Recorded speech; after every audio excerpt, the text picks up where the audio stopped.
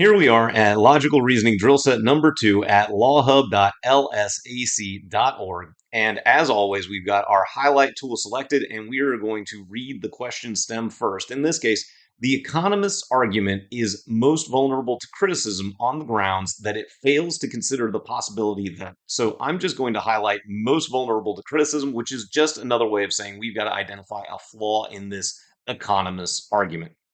Now, going to the economist's argument, we always have to focus on the conclusion, of course. So we are going to highlight that conclusion once we identify it.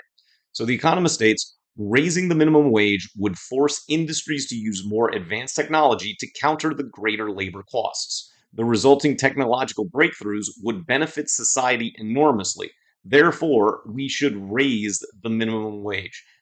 And whenever you've got a plan, such as this, in this case, a recommendation to raise the minimum wage, you have to focus on the metric of success. In this case, that the technological breakthroughs would benefit society. So we don't care about any other metrics that could be successful, like increasing employment or increasing gross domestic product or anything else. We want to focus on this aspect of the technological breakthroughs would benefit society enormously if there was a plan to raise the minimum wage, thereby forcing industries to use more advanced technology.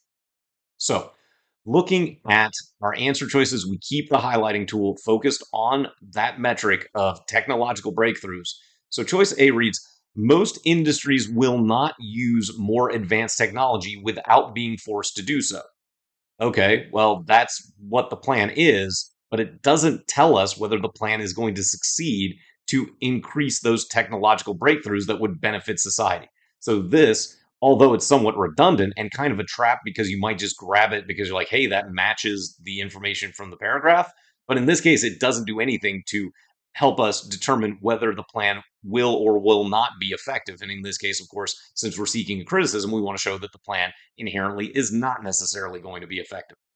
Next, with choice B, a minimum wage increase less effectively produces competition when the wage is raised quickly than when it is raised gradually. And there are a few different things that are kind of going to need additional information in this answer choice.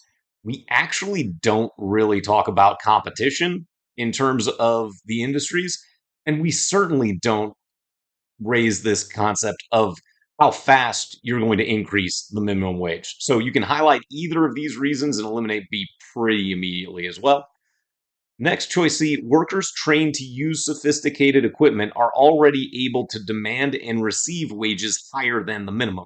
Again, this seems like a good idea. It might seem like something in the abstract that we'd be seeking to have as an outcome of raising the minimum wage, but it has nothing to do with the technological breakthroughs that this economist is directly concerned with.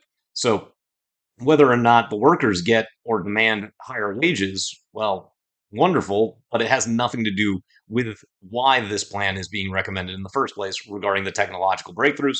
For choice D, a low unemployment rate is compatible with increased technological efficiency. Very similarly, we don't talk about technological efficiency. We don't broker the subject of a low unemployment rate, even though abstractly, if you use outside knowledge, which isn't allowed on the LSAT, you might go, well, the unemployment rate may be related to the minimum wage. There's way too many leaps to connect choice D to the answer to the plan as presented and its intended goal of resulting in technological breakthroughs. So we can eliminate choice D for those reasons. And the last answer choice, there are ways more effective than raising the minimum wage to induce companies to use more advanced technology. This is a delightfully word salad LSAT style answer choice, but just because it's confusing doesn't mean that it's wrong. In fact, the kind of backwards phrasing, the double negatives, the there are ways more effective kind of opening, that's often how the test on more difficult questions is trying to obscure what the correct answer is. But what this is saying is that we can actually get the sought result of technological breakthroughs in more effective fashion. And we can see this more advanced technology is a direct term match to what was sought by the economist in the argument. So the correct answer is going to be E, even though on first read you might go, ugh, what does that even mean? But remember, just being confused by the meaning may actually be an indicator that this is the correct answer, especially when you consider that, at least in my estimation, the other four answer choices, provided that you're focused solely on the metric of success of getting technological breakthroughs, should be relatively easy to eliminate for this question.